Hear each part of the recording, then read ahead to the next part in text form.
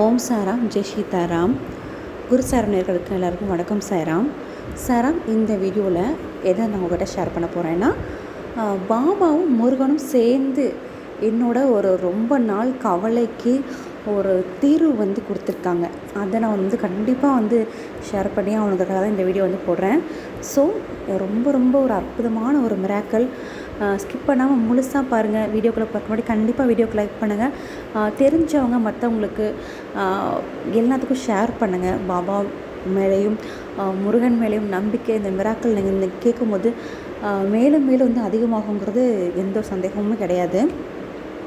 So சரம் என்ன மிராக்கல்னால், எனக்கு ரொம்ப நாளாக ஒரு கவலை இருந்துகிட்டே இருந்தது. சரி, நான் சீரடி ஃபஸ்ட்டு போயிட்டு வந்தப்போ பாபா எனக்கு நான் போயிட்டு ரிட்டன் வரும்போது ஒரு கனவு தராரு.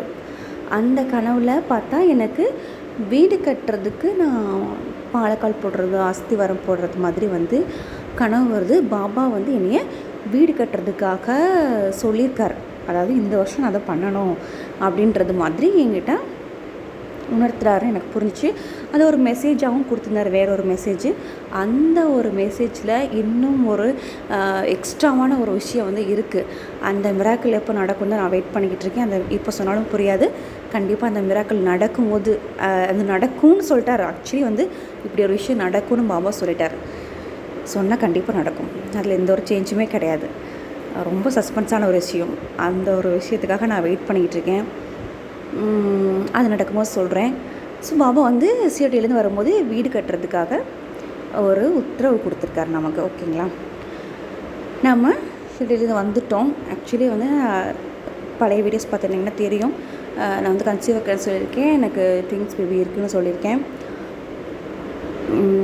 இன்னும் சொல்லப்போனால் எனக்கு ஆல்ரெடி 2 குழந்தைங்க இருக்குது, பெண் குழந்தைங்க இருக்குது. நான் 3rd பேபிக்காக, பாய் பேபிக்காக ட்ரை பண்ணும்போது ஐவிஎஃப்பில் நாங்கள் போகும்போது எங்களுக்கு ட்வின்ஸ் ஆயிடுச்சு. அந்த ட்வின்ஸு பேபி இருக்கணுங்கிறது பாபாவோட உத்தரவு. அதுவும் ஒரு மிராக்கிள். அதையும் நான் வீடியோவாக போட்டிருக்கேன். அதையும் பார்க்காதவங்க கண்டிப்பாக செக் பண்ணி பாருங்கள். ஸோ இப்போ என்ன பிரச்சனைனா, வீடு கட்ட சொல்லியிருக்காரு. நமக்கு வீட்டில்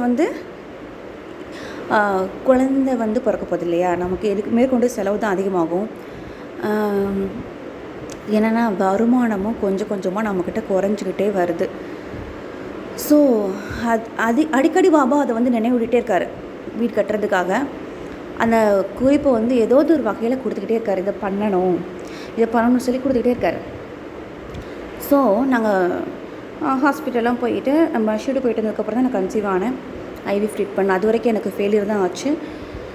ஷீடு போயிட்டு வந்ததுக்கப்புறம் தான் பாசிட்டிவ்னு வந்துச்சு. ஸோ ஓகே, அதுக்கப்புறம் கன்சீவ் ஆகிட்டு அதுக்கப்புறம் ஒரு சில விஷயங்கள் எங்கள் ஹஸ்பண்டோட ஃப்ரெண்டு அவங்ககிட்ட பேசும்போது ஒரு டைம் சொல்கிறாங்க, நீ வீடு கட்டு, நான் உனக்கு ஹெல்ப் பண்ணுறேன் அப்படின்றாங்க. அவர் அதை என்கிட்ட சொல்கிறாரு. எனக்கு இது பாபான்னு புரிஞ்சிருச்சு, பாபா சொல்கிற வார்த்தை தான் புரிஞ்சிச்சு. என் ஹஸ்பண்டுக்கும் புரிஞ்சிச்சு. மறுபடியும் ஒன் டைம் சொல்கிறாரு, நாங்கள் அதுக்கான ஸ்டெப் எடுக்கவே இல்லை. அதே வார்த்தையை சொல்கிறாரு, சார் உங்களுக்கு வீடு கட்டுறதுக்கு என்ன ஹெல்ப் வேணுமோ கண்டிப்பாக நான் பண்ணுறேன் சார் அப்படிங்கிறாங்க. என்னடா அது இப்படி சொல்கிறாங்க. ஆனால் அவங்க எங்களுக்கு ஹெல்ப் பண்ணலை. ஆனால் அவங்க சொல்கிறாங்க, அவங்க வேறு ஏதோ ஒரு நோக்கத்துக்காக பேசும்போது அந்த மாதிரி சொல்கிறாங்க. நான் உங்களுக்கு வேண்டிய ஹெல்ப் பண்ணுறோம் சார், நான் கண்டிப்பாக உங்களுக்கு கூட இருக்கேன் அப்படின்ற மாதிரி சொல்கிறாரு. என் ஹஸ்பண்டுக்கும் புரியுது, நல்லா புரியுது. எனக்கும் நல்லா தெரியுது. இது பாபாவோட வார்த்தை தான், முழுக்க பாபாவோட வார்த்தை மட்டும்தாங்கிறது நல்லா புரிஞ்சிருச்சு. அப்புறம் மீண்டும் ஸ்டெப் எடுக்கல நாங்கள்.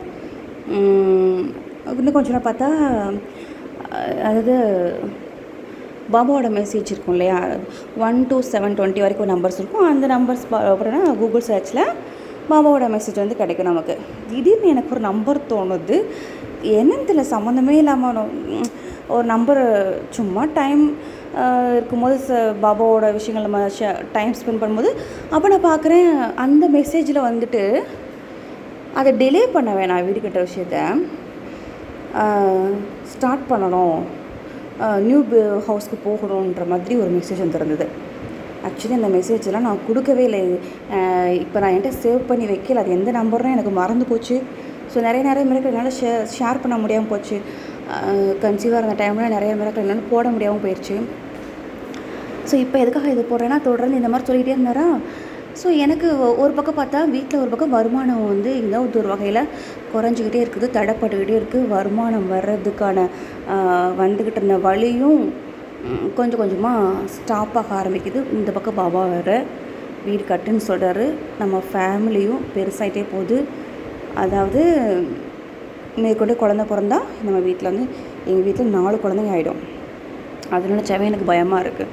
லோன் போட்டு வீடு கட்டணும், இதெல்லாம் எப்படி பண்ணுறது?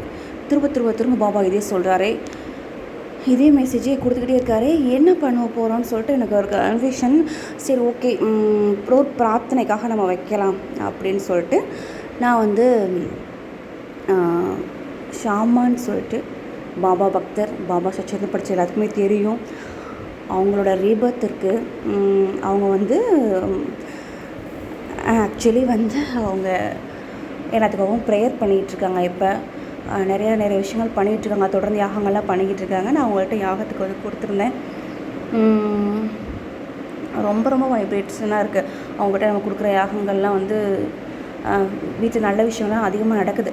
ஸோ ஓகே, அவங்ககிட்ட இந்த விஷயம் நம்ம ஷேர் பண்ணி பார்ப்போம் அப்படின்னு சொல்லிட்டு அவங்க ஒரு யாகம் வந்து வைக்கிறாங்க, அனுமான் யாகம். நான் அந்த அனுமான் யாகத்தில் கலந்துக்கிட்டு அப்போ நான் என்னோடய பிரார்த்தனையை வந்து கலந்துக்கிறதுக்காக அமௌண்ட் கொடுத்துட்டு என்ன பிரார்த்தனை அதை டைப் பண்ணி அனுப்புகிறேன். எனக்கு வந்து வீடு கட்டணும் சீக்கிரமாக அப்படின்னு சொல்லிட்டு டைப் பண்ணி அனுப்பிச்சிட்டு நான் வாய்ஸ் மெசேஜ் போடுறதுக்காக இந்த மாதிரி எனக்கு பாபா வீடு கட்ட சொல்கிறாரு, என்னால் முடியலை அப்படின்னு சொல்லிட்டு நான் வாய்ஸ் மெசேஜ் போடுறதுக்காக போட்டுட்ருக்கேன்.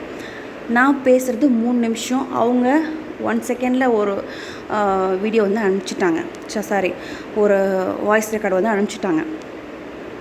அவங்க வாய்ஸ் ரெக்கார்டு அனுப்பிச்சி முடிச்சுட்டு நான் பேசி முடிச்சுட்டு இந்த விஷயங்கள்லாம் நான் சொல்கிறேன். எனக்கு நடந்ததெல்லாம் வந்து சொல்கிறேன், பாபா இது மாதிரி பண்ணுறாரு, எனக்கு பண்ண முடியலை வீடு கட்டுறது அப்படின்னு. அவங்க பார்த்தா நான் பேசி முடிச்சுட்டு அதுக்கு முன்னாடியே அவங்க அனுப்பிச்ச மெசேஜை நான் ஓப்பன் பண்ணி பார்க்குறேன். நான் என்னோடய பிரச்சனையெல்லாம் சொல்லிக்கிட்டு இருக்கேன். ஆனால் அதுக்கு முன்னாடியே அவங்க மெசேஜில் வந்தது ஒரு விஷயம் என்னென்னா, சாய் நீங்கள் கண்டிப்பாக வீடு கட்டுவீங்க, நல்லபடியாக வீடு கட்டுவீங்க. இப்போ தான் நான் வந்து சிறுவாபுரி முருகனுடைய பதிகம் வந்து புக்கை வந்து படிச்சுட்டு இருந்தேன். வீடு கட்டுறதுக்கான அந்த பதிகத்தை வந்து பாடி அதை ரெக்கார்ட் பண்ணிக்கிட்டு இருந்தேன். அவங்க யூடியூப் சேனல் வச்சுருக்காங்க. ஸோ அவங்களோட சேனலுக்கு அவங்க ரெக்கார்ட் பண்ணிட்டாங்களோ இல்லை என்னன்னு தெரியல, அதை பற்றி நான் முருகனை பற்றி நான் வந்து படிச்சுக்கிட்டு இருந்தேன்னு சொல்லி இது நடந்தது. செவ்வாய்க்கிழமை அது நடக்குது. எனக்கு அவ்வளோ ஒரு சந்தோஷம். சைன்னு அவங்கக்கிட்ட நான் மறுபடியும் என்னோடய கொஷினை அனுப்பிச்சிட்டு அவங்க என்ன வாய்ஸ் போட்டிருக்காங்கன்னு அதையும் பார்த்துட்டு அதுக்கப்புறம் நான் அனுப்புகிறேன் மெசேஜ். நான் அவங்ககிட்ட கொஷின் தான் கேட்டேன். ஆனால் என்னோடய கொஸ்டினுக்கு முன்னாடியே நீங்கள் எப்படி அதுக்கான பதிலே நீங்கள் முன்னாடியே கொடுத்துட்டீங்க. ஏன்னா நம்பவே முடியல. அவ்வளோ ஒரு ஷாக்கிங்காக இருக்குது. பாபா வந்து எப்படி கேள்விக்கு முன்னாடி என்னோடய கேள்விக்கு முன்னாடியே பதில் அவர் கொடுத்துட்டாரு, முருகன் கொடுத்துட்டார். ஒருத்தர் கூட நம்பவே இல்லை. கேட்குறதுக்கு கூட ஒரு சின்ன ஒரு சந்தர்ப்பத்தை கூட கொடுக்கல. முருகன் வந்து நான் இருக்கேன், எனக்கு தைரியமாக இருன்னு சொல்லி அவ்வளோ ஒரு மிகப்பெரிய அருள் செவ்வாய்க்கிழமை அதுமா எனக்கு கிடச்சிது. நான் அந்த வாய்ஸ் மெசேஜை அவங்களுக்கு ரொம்ப நன்றின்னு சொல்லி போட்டுட்டு அனுப்பிச்சேன். இன்றைக்கி காலையில் வியாழக்கிழமை நடந்தது. சத்தியமாக காலையிலேருந்து இப்போ வரைக்கும் என்னால் சந்தோஷத்தில் ஒரு வார்த்தை கூட பேச முடியலை. நான் அவ்வளோ பயந்துக்கிட்டு இருந்தேன். மறுபடியும் ஒரு சின்னதான ஒரு நெருடல் வந்துச்சு.